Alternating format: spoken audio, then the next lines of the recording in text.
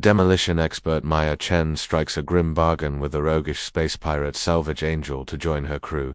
She serves as their mechanic, and in exchange, they'll help clear her debts.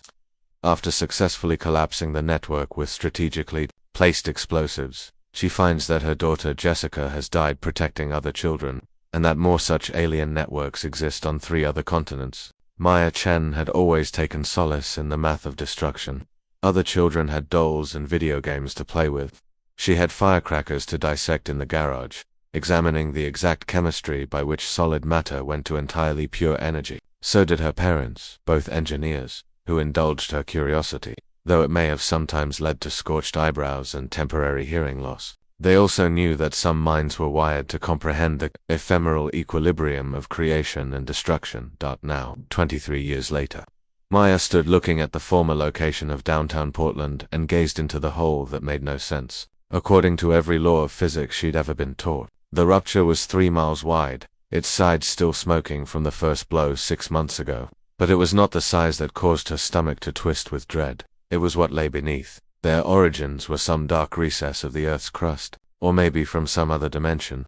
The scientists could not come to a consensus, and Maya didn't really give a damn about their theories anyway. What mattered was simple fact. These things were fracking breeding, and their fracking children were not of a kind any part of the world had ever witnessed. He created a new version, more aggressive, smarter, and bigger than the generation before. Maya repositioned her hard it and did a last-minute equipment check. The government had tried everything. That includes military strikes, chemical weapons, biological warfare, even the nuclear alternative. Nothing worked. They're feeding off destruction, and the more you try to kill them, the more powerful they become. That's when they came to her. She wasn't military. She wasn't a scientist. She was a demolition expert who focused on small controlled explosions in urban areas. Her fame rested on accuracy, on knowing exactly how much force it took to take down a building without damaging the structures around it. She could sew a needle with C4, and once took down a 40-story office building with only some well-placed charges and the perfect timing. But this job was different. For this position, she had to embark directly into the breeding chambers themselves, in the heart of the nest, where millions of the things were gestating, ready to hatch to take over the planet. The researchers calculated that the population would grow to 1 trillion if not contained within 18 months. Earth would be lost forever. Maya's hands were shaking as she fastened her oxygen mask. The air below was toxic, filled with gases that could dissolve human tissue within minutes. She'd witnessed what had become of the first scout party. Their bodies were found, although bodies was a generous term. They were more shadow shapes burned into the rock, their molecular structure by now lost as a result of the alien atmosphere. Descent took 47 minutes. Maya descended through the layers of rock and sediment, through the Earth's natural crust, into what felt simply wrong. The walls here were not of stone or metal. They seemed to pulse with an organic, sickly rhythm, like inside a huge heart. There were streaks of glowing fluid beneath, an eerie greenish light that turned her stomach. As she entered the first room, Maya saw why the previous teams had not succeeded. The creatures weren't just breeding, they were farming. The walls were papered with thousands of cocoons and infusoria in the different stages of their transformation. But these weren't random. They were in perfect mathematical order, aligned as if by the product of some alien sense of logic that spoke to a level of intelligence that scared her. Maya took out her tablet and did some calculations. The cocoons had been placed in spirals, each at regular intervals. If she could understand the structural load points of the chamber, she might set off a cascade failure that would bring down the whole network. But she needed to be careful. Apply too much force, and she would risk causing yet another breach. Too few, and the creatures would only rebuild. The first chamber was the height of a cathedral. The ceiling lost in the upper gloom. Blood Maya primed her charges as surgically as they were laid, each one set precisely at structural points. Those within the cocoons were already beginning to squirm, feeling her there. She could see forms stirring within the gauze covers, impinging upon the sides of their prisons. Maya thought about her daughter as she worked. 8-year-old Jessica now lived with her father in what had once been referred to as the safe zone. There were no more safe zones. The beasts had demonstrated they could dig through solid stone, mounting wherever they wanted. But surface they will when they are ready to emerge out of these nurturing chambers, where they only existed due to their own growing up requirements. Maya had volunteered for that mission knowing it was probably suicide. Simple, in theory, was the plan. She'd plant the explosive charges throughout the breeding network, and when she detonated them, they'd all blow up at once and the chambers would cave in, burying the aliens in millions of tons of rock. The explosion would be so huge it would cause tremors throughout the entire region. Maya would be at ground zero if it went off. The next chamber was even larger than the first. Here the animals were more highly organized. Maya could make out eyes behind the walls of the cocoons, watching her. Some of them were attempting to communicate, creating sounds that danced through the walls. The sound was mesmerizing, almost musical. She had to focus on the matter at hand. Her radio crackled to life. The signal was weak, warped by the queer, electromagnetic field that intensified near these breeding chambers. It became Commander Harrison's voice in bits and pieces. Maya, we're getting enormous activity in the higher floors. The animals are reacting to you. You need to work faster. Maya didn't respond. She couldn't afford the distraction. You had to seat each charge with perfect geometry. There was to be no mistake, or everything would go wrong. She'd pored over the geological surveys for months, committing every stress point and fault line to memory. The breeding chambers were constructed within the fault lines of the Earth's crust. If she could set off the appropriate series of blasts, she could create a controlled collapse that would entomb the entire network. Maya spotted them for the first time in person in the third chamber. 3 had been freed from their cocoons prematurely. Lured by the vibrations of her tools, they slithered with an eerie grace, their bodies flexing in unnatural dimensions. Each was vaguely humanoid in form, but shelled with chitin that appeared to change colors with their emotions. Maya had trained for this chance. She wielded a modified flamethrower that scorched, searing hot to weaken their shells.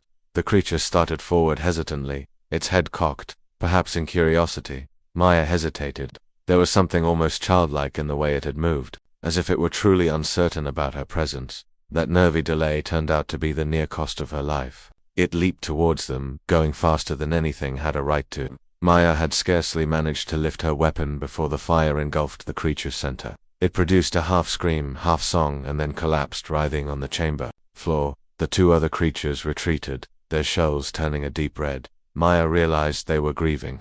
These weren't mindless monsters. They were not simple creatures with the mentality of beasts. The knowledge thwacked her as if it were a physical blow. She was on the verge of genocide of another race that arguably was trying to communicate with her. But then she thought of Jessica's face, how her daughter had gazed at her when she had to explain why Mummy had to go away. The aliens might be intelligent, but they were also an existential threat to people. Autopsy reports from the first attacks had been unambiguous. The creatures didn't just kill, they warped their victims, muting normal human tissue into something foreign and unnatural. Maya implanted charges in the next chamber at 3 and pushed deeper into the network. Each level brought new horrors. In the 4th room she found cocoons that apparently contained creatures that were half human and half alien. The implications were staggering. The creatures weren't just breeding, they were adjusting, hybridizing human DNA with their offspring. Maya was fueled by pure adrenaline by the time she hit the 5th chamber. She was running low on oxygen, and her hands were trembling from the toxic atmosphere. But on she went, because failure would mean the end of everything she had ever loved. This was the biggest chamber yet, its walls extending beyond the reach of her flashlight. The cocoons here were enormous, big enough to house creatures the size of buildings. Maya understood that this were the next wave of the invasion, beings that could destroy entire cities as she toiled. Maya started to realize the full breadth of what she was up against. And the breeding chambers were not simply caves selected at random, they were a finely tuned creation, ensuring that the offspring would survive and hold their own against the world. The aliens had thought about this invasion for years, maybe decades. Her radio crackled again. This time, the signal was less ambiguous. Commander Harrison's voice was urgent. Maya, we're detecting seismic activity. The charges that you've already placed are destabilizing the surrounding rock. You have to leave there now. Maya looked at her map. She had barely covered half the network. Leave now and the partial collapse might buy humanity a few precious moments, but it would not end the invasion. The animals would have just built again, and next time were prepared to deal with human wedge tactics. She made a choice that haunted her for the rest of her life, however long that may be. She killed the radio and plunged farther into the network. Maya had first heard the voice in the 6th chamber.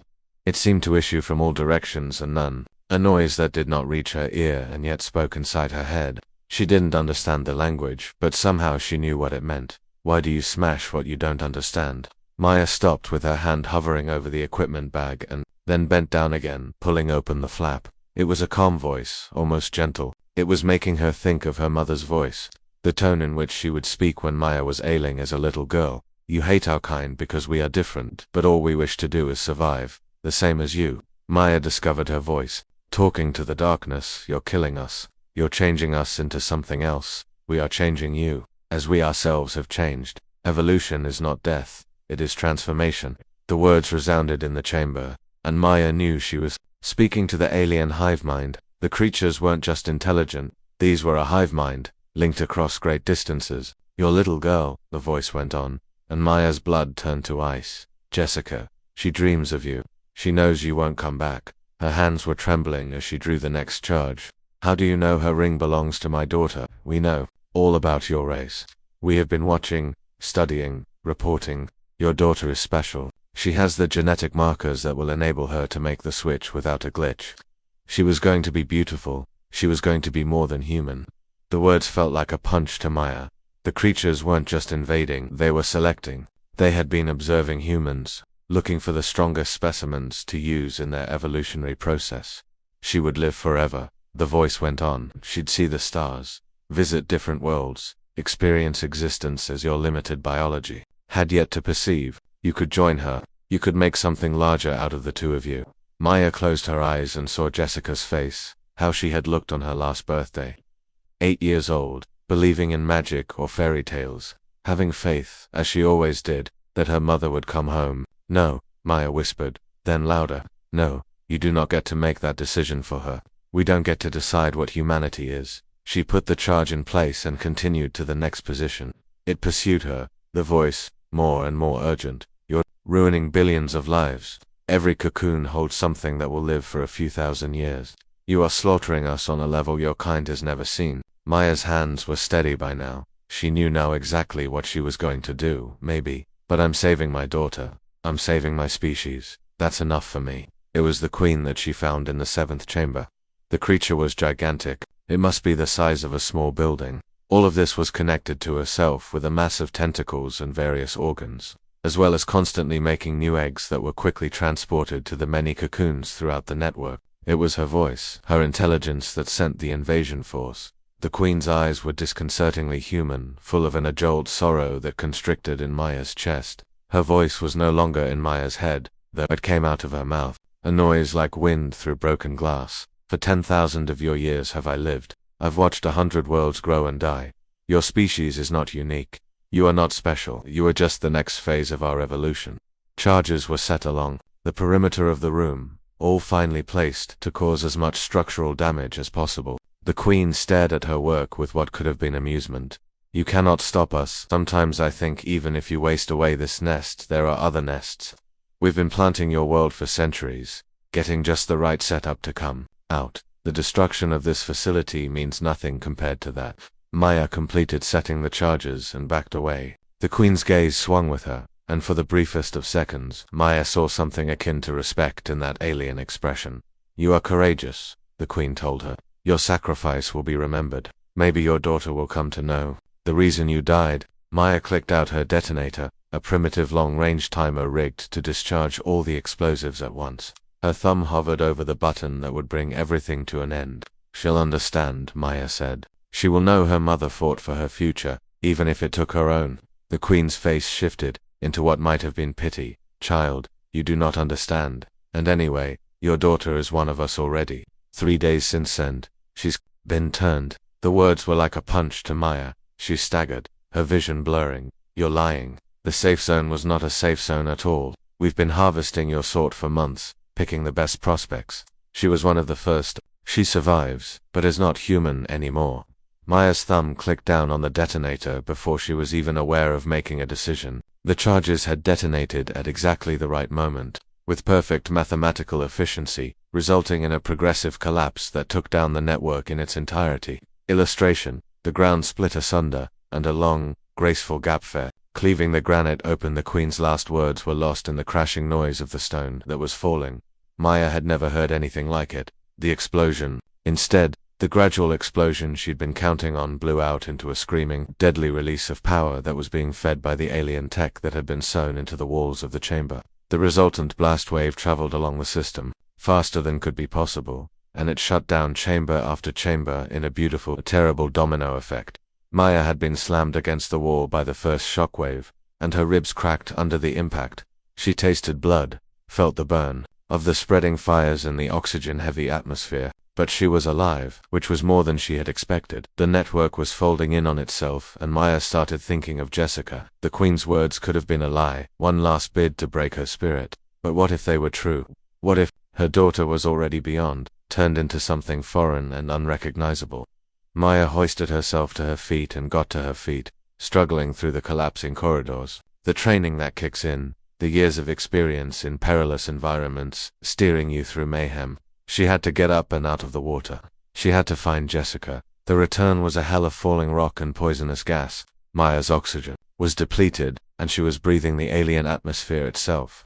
It was searing her lungs, transforming her body at the cellular level. But she continued on, propelled in part by the fainting hope that the Queen had been lying. She exited the breach right as the last explosions echoed in the subterranean system. The earth shook beneath her feet, and she saw smoke pouring from miles long, cracks spreading in every direction. The spawning chambers were no more. Buried beneath millions of tons of rock and earth, Maya dropped her toward the rim of the crater, her body at long last succumbing to the injury. As she was lying on the ground, staring at the smoke, listening to the sound of the smoke rising into the sky, she heard footsteps approaching from far off. Commander Harrison and his squad waited for her. Maya, the note in Harrison's voice was one of relief. "My God, you did it. It says that the seismic recordings indicate total abatement of structure. You've destroyed the entire network." Maya attempted to say something, but it came in just a whisper. "Jessica, is she safe?" Harrison's expression shifted into whatever the hell it was that Maya couldn't read. "Maya, about your daughter, ... Maya's heart stopped. The Queen spoke to her from its depths, and Jade was certain, beyond any shadow of doubt, that everything she believed had come true. "She's gone," Harrison said softly. "The safe zone was infiltrated 2 days ago.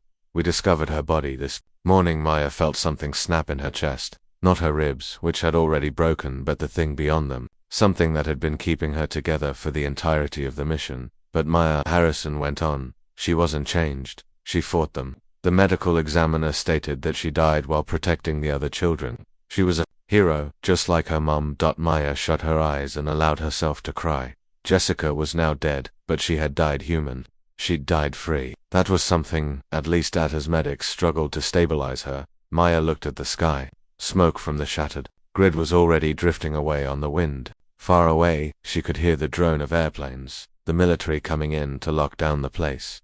"Did we get them all?" she asked Harrison. Harrison said nothing for a long time. "The scientists think so. It fell further, faster, than we had hoped. But Maya, there's something else. The Queen you spoke of, the one that you made witness your own death in the last chamber, she wasn't the only one. We have found such networks on 3 other continents." Maya's blood ran cold. Even as she declared victory, the truth was undeniable. The invasion was bigger than anyone had expected. The network she had dismantled was but one of hundreds. "How long do we have?" she asked. "The other networks, the scientists believe they have about 18 months. Critical mass. We need to move fast." Maya thought about Jessica, about what she'd given up to save this world, a world that remained in peril. Her daughter had gone to her grave believing her mother would somehow be able to stop the invasion. Maya simply could not allow that faith to be in vain. "I'll need a team," she said, "and better equipment. The next networks will not be surprised." Harrison smiled, his first smile that she'd seen. "Already in progress. We have 12 explosive demolitionists from different countries that have offered services to the program. They are calling it the Maya Protocol." Proud and terrified, Maya felt like the moment was a strange clash of her life coming full circle. Her methods would be copied, her techniques employed by others who might not come home. But it was the only way. Humanity's last and only hope to survive. Maya made a promise as the helicopter lifted off, carrying her away from the makeshift crater that had become her daughter's grave. She'd teach the next crop of specialists. She would shout up the ladder to those up on top, and teach them everything she'd ever learnt about the creatures, about their technology, and the exact mathematics of their devastation. and make sure that no other parents ever had to make that choice again. No other children would die fighting off humanity-endangering entities in darkness while their mom fought monstrosities in the darkness. The helicopter veered into the light of the setting sun, and Maya peered down at the passing land. Out there somewhere in hidden chambers cradled deep beneath the ground, trillions of living entities were developing and biding their time.